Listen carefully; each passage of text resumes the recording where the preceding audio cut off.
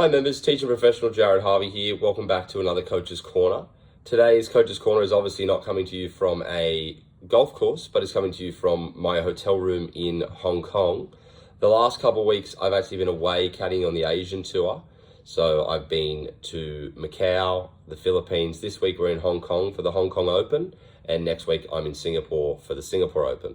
So I've been caddying for John Lawrence, who is a Tour Pro out of Sydney and he's a member at St. Michael's. And this week we're preparing for the Hong Kong Open, where we're at Hong Kong Golf Club, but where the winner actually gets into the Masters and into the Open. So it's quite a big event and quite a lucrative event to play in, as it can really help a player improve their playing career and really give themselves good opportunities to play on the big stages in majors. But the reason that we're having our Coach's Corner in a hotel room is I thought I'd talk you guys through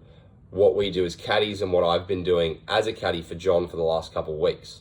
So the big thing that we do as caddies is really help guide our player into what shots to hit and where they need to hit it, and sort of do a lot of the scouting of the golf course to be able to help them develop a good game plan and adjust day to day, whether that be from weather, wind, morning tee times, afternoon tee times, and really helping them read greens, plan where flags are, and really help them have the best chance to score and compete at their highest level.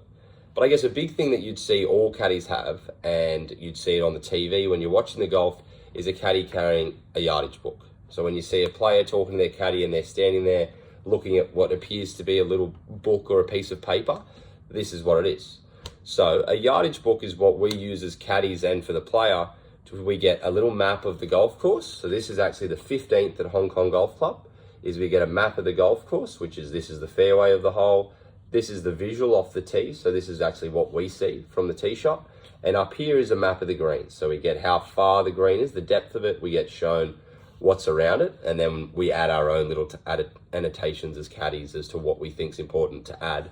for our player to play their best. So I guess what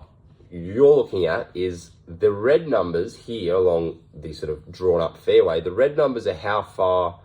you have to hit it off the tee to go this far. And the black numbers are how far you'll actually have in to the front of the green, to this little tee here is the measurement.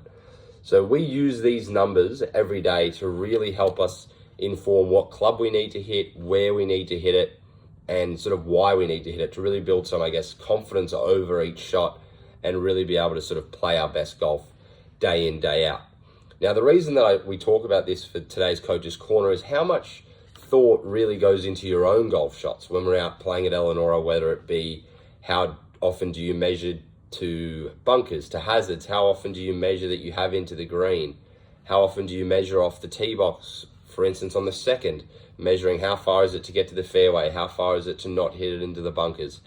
This is something that I think is really overlooked for most golfers, and most people could really benefit from potentially preparing a bit more before each golf shot and really taking the time to measure, whether it's with a rangefinder or a GPS, or even using the distance markers we have out on the golf course, to really give yourself some confidence in the club that you're trying to hit, but also allow yourself to, I guess, have an advantage over the shot, an advantage over the golf course, and know that you're trying to hit the right shots and that you're trying to put the ball in a better spot, rather than, for instance, off the tee, just grabbing your driver and hitting it as hard as you can, or just aiming at the middle of the fairway. You might know that the left-hand side of the fairway is better. You might know that driver may actually go too far. A really good example where people could probably measure a lot better at Eleanor is on the 15th. A lot of people don't measure how far it is to the creek for their second shot, or how far it is to get over for their second shot, and end up really getting it wrong, and they either hit it in the creek, they leave it short, and they leave themselves, I guess, out of position, and then they really struggle to score.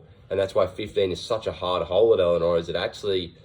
requires you to plan your shots and really know how far your clubs need to go, but also how far you're trying to hit each shot, so that you can then capitalize on what is a really difficult golf hole.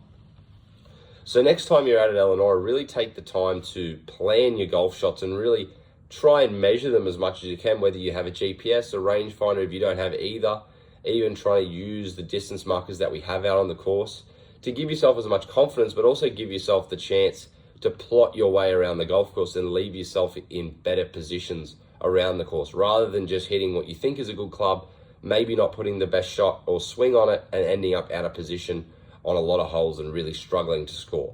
So the next time you're out at Eleanor, give this a go, and hopefully we'll see you out there soon. Perfect. Thank you.